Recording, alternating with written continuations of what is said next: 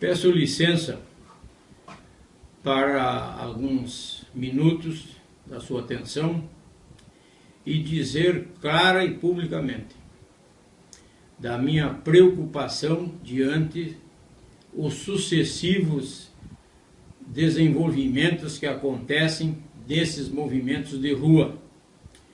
A Operação Lava Jato e as dificuldades por que passa o nosso país. Nós estamos literalmente no olho de um furacão. Tomara, graças ao bom Deus, não aconteça uma tragédia de resultados que nós vamos nos arrepender amargamente no amanhã. Eu estou lembrando, venho a público para lembrar os acontecimentos, era eu um gurizote naquela época, os acontecimentos que culminaram com o suicídio do grande brasileiro Getúlio Dornelles Vargas. Era o 24 de agosto, quando o presidente Vargas, em 1954, suicidou-se. Não aguentou a pressão, a mesma imprensa de hoje dizia, naquela época não tinha a televisão que tem hoje, mas tinha, por exemplo, a rádio e o jornal Globo, diziam que o Palácio do Catete, porque a sede da Presidência da República naquela época era no estado do Rio de Janeiro, que o palácio estava como um mar de lama. No Congresso Nacional, antes do 24 de agosto daquele ano de 54, também votou impeachment. Só que o presidente Vargas ganhou. Independente do impeachment, as manifestações continuaram e ele acabou se suicidando.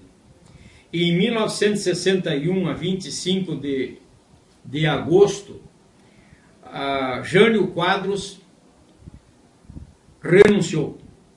Era para assumir no seu lugar o vice-presidente da República, na Constituição da época e também a de hoje, deveria assumir o João Goulart, que estava na China. Os militares e a mesma imprensa, comandada pela Globo, também não quis que ele assumisse a presidência. Aí o Leonel Brizola, no Rio Grande do Sul, impôs a rede da legalidade pela Rádio Guaíba. E a 27 de agosto de 61 iniciou esse movimento civil-militar no Rio Grande do Sul, para que fosse obedecida a Constituição e fosse dado posse ao presidente Jango na condição de vice-presidente. Ele tinha a condição de ser o presidente da República. Mas o Jango fez um acerto. Ele aceitou reassumir a presidência da República, mas num outro sistema, num outro regime, o parlamentarismo.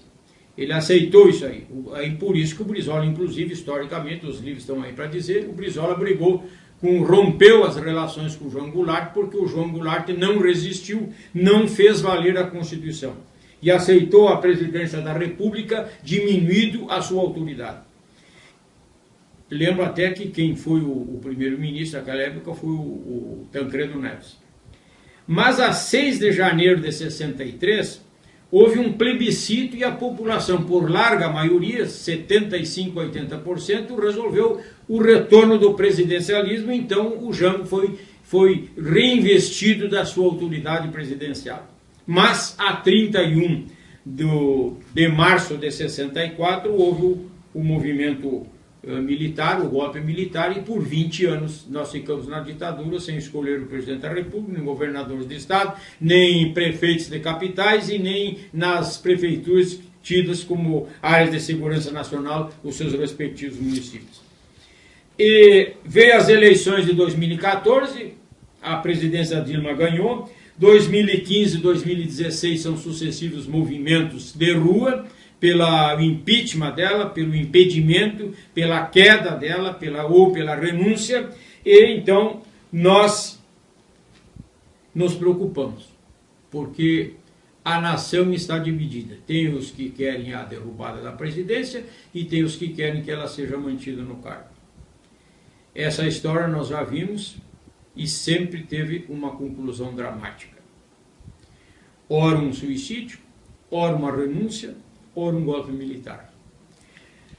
A Constituição já dá um caminho, e esse é que eu me disponho agora, e deve haver outras cabeças pensantes no nosso país, para que reflitam nessa hora dramática de crise, violenta crise econômica, social, perda de autoridade das pessoas que comandam os três poderes da República, estão perdendo a sua credibilidade, e é exatamente o artigo, se não me falha a memória, aqui estou manuseando a Constituição Federal, a Constituição da República Federativa do Brasil, artigo 80, que diz o seguinte, artigo 80 diz que